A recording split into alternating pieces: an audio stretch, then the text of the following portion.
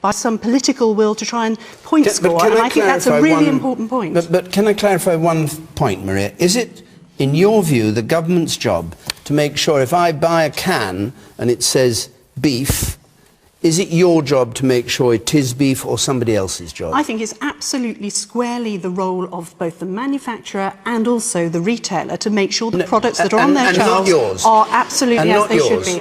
I mean, everybody is blaming government, both governments, for not checking that that's beef. The government has got a role to check that, but the primary responsibility responsibility when you're dealing with a mass fraud on a pan-European scale this way, as already been said. You say the government has a role, but I'd like to know what the role is, and whether you've been fulfilling it. George Galloway. They're faffing around in this debate. The Liberal Democrats and the Tories want to blame it on criminals. I may say, if it's all just a criminal matter, why did the Tories take 3 weeks to call in the police? Because that's what it took them before they asked the police in this country to start treating it as a crime. But this goes to the heart of the matter. There are consequences to deregulation. The Tories are always talking about we need to get rid of red tape and deregulate this.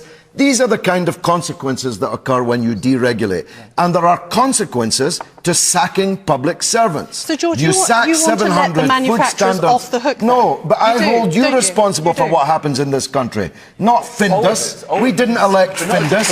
We can't remove Findus, but we can elect and we can remove you, and I promise you, so you'll the British turn a people are blind about eye to do it. People who Look, are potentially committing a fraud. if you, not a blind eye, throw them in jail instead of in the House of Lords. The House of Lords is filled.